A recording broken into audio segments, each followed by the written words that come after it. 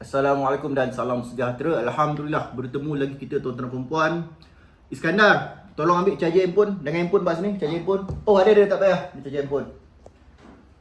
Saya dapat cerita pagi ni. Oh tengah hari dah. Dah tengah hari dah. Baru lagi. Dalam pukul 2 lebih. 2 tengah hari, 2 petang.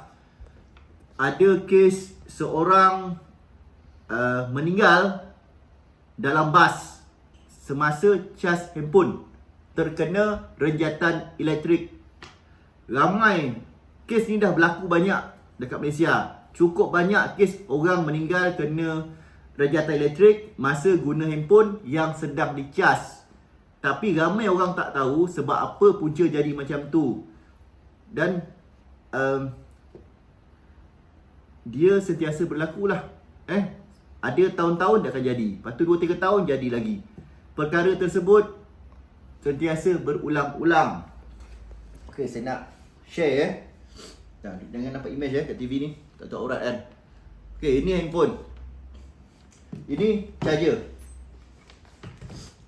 Charger. Clear Okey, saya cabut dulu. Pinjam. Handphone ni dia guna DC, direct current. Power dia kecil, tak besar. M dia pun kecil, tak besar. Yang ini, plug ni, soket ni, extension ni menggunakan AC, alternate current. Arus ulang alik, power dia sangat besar. Charger handphone ada yang original, ada yang tiruan. Ada yang mahal, ada yang murah. Biasanya charger handphone yang mahal, yang kualiti baik, kurang berisiko berlaku masalah transformer rosak dalam ni. Tapi kalau handphone yang murah, charger handphone yang murah, yang Nokia, yang cap ayam, saya tak tahulah. Bila harga murah, secara logik, komponen elektronik dekat dalam ni pun murah lah kualiti dia. Murah mahal bukan isu, tolak tepi. Saya nak cerita tentang safety. Bila dah cucuk dekat plug, ni plug ni, power dia 216 volt hingga 253 volt. Besar. 216 volt hingga 253 volt. Sedangkan handphone, power dia 9 volt. Yang paling canggih, siap saya tengok. Kecil sangat tulisan dia dekat sini, zoom. Sekejap Yang ini berapa volt? Minta maaf tuan-tuan, tulisan kecil ni 9 volt. 9 volt.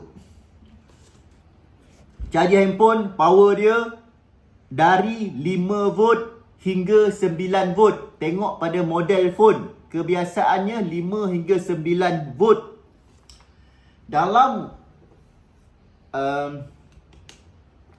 charger handphone ni ada transformer. Apa fungsi transformer? Transformer tu dia mengubah sistem AC 230 volt, 216.2 volt sehingga 253 volt. Dia mengubah sistem AC ke sistem DC.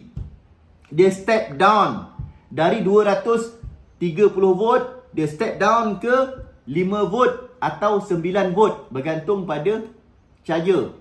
Jauh tak? Jauh.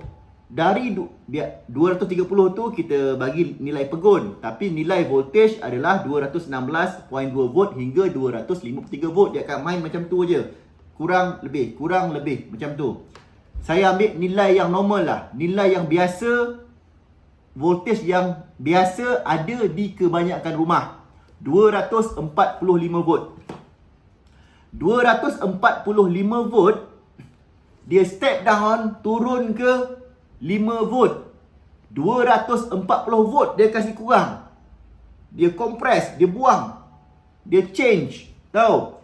Dia masuk dekat plug ni, dia masuk 245 volt. Masuk dekat dalam transformer, dia step down. Dia tukar daripada 245 volt AC, dia tukar ke 5 volt DC.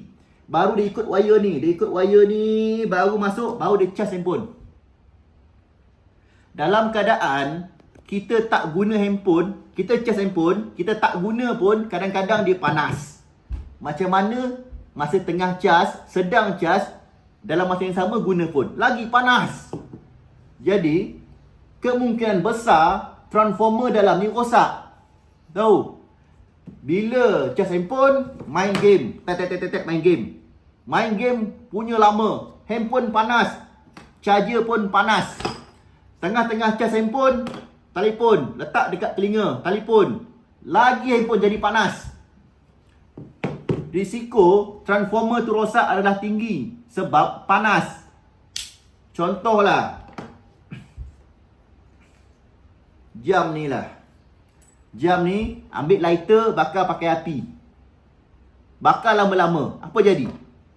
Mungkin dia punya getah akan cair, akan terbakar. Bakar lagi, mungkin elektronik dalam ni akan rosak sebab panas. Itu contoh. Jadi dalam keadaan handphone sedang di-charge, dalam masa yang sama, telefon digunakan. Sama ada main game ke, telefon ke, atau buatlah apa-apa dekat handphone ni. Charge sambil tu guna handphone. Handphone panas, charger panas. Kenapa saya ulang banyak kali? Saya ulang berkali-kali perkataan yang sama sebab saya nak bagi anda faham. Ramai orang cakap sekali tak faham, cakap 3 kali tak faham, nak cakap 10 kali ulang baru faham. Bila dia charge, dia masuk 230. Dari plug 230 volt. Dia panas, dia rosak. Ikutkan dalam keadaan normal, plug 230, dia masuk incoming 245 volt. Dia step down, dia keluar outgoing 5 volt. Only 5 volt, 5 volt dia masuk charge handphone. Tapi bila dia rosak, dia masuk 230 volt. Minta maaf lah, 245 lah. Kita ambil contoh kan. Contoh 245 volt. Dia masuk incoming AC 245 volt dari soket plug. Bila transformer ni rosak, dia tak dapat step down. Dia lepaskan outgoing juga 245 volt. Masuk daripada plug 245 volt AC. Transformer rosak, dia lepaskan juga 245 volt AC dekat outgoing charger. Masuk ke handphone 245 volt AC. Anda boleh fikir tak? You can brain tak? Berlogik. Ikutkan kekuatan dia 5 volt sahaja. Dia boleh tahan 5 volt atau 9 volt. Tiba-tiba yang masuk 245 volt. Confirm lah dia meletup. Macam tayar kereta. Ikutkan tayar kereta tu, pump 240 kPa saja angin. 240 kPa angin. Anda pump sampai 2400 kPa angin. Apa jadi dekat tayar? Meletuplah tayar kereta. Macam itulah dengan benda ni. Bila dia masuk voltage tu tak ada sekatan, dia tak step down, masuk 245, outgoing keluar ke charger, masuk ke handphone balik pun 245, dia akan meletup. Bila dia meletup, apa yang anda pegang masa tu, elektrik kena dekat badan, apa jadi? Kena rejatan. Memang insya-Allah dua je. Sama ada cedera parah ataupun maut. Dua je biasanya, cedera parah atau maut. Dalam kes yang hari ni punya berita tadi saya tengok dekat YouTube, maut. Tangan kesan terbakar. Mungkin tengah pegang main game, dia tak tahulah. Ada tu tengah telefon meletup. Kena otak, telinga dengan otak dekat, meletup, kena otak, meninggal. Jadi, penerangan saya ni mudah. Cuba fahamkan kepada anda yang sedang menggunakan handphone, yang suka menggunakan handphone sambil cas, jangan buat macam tu lagi. Risiko. Lebih-lebih anak-anak, budak-budak kecil, budak-budak sekolah, anak-anak yang suka main game, bapak chargekan sebab tak nak bateri habis. Lepas ni jangan buat macam tu lagi. Semoga video saya memberi manfaat kepada anda yang berminat dengan servis elektrik profesional saya. Boleh kontak saya, Professional Electrical Malaysia, 017 6969 347.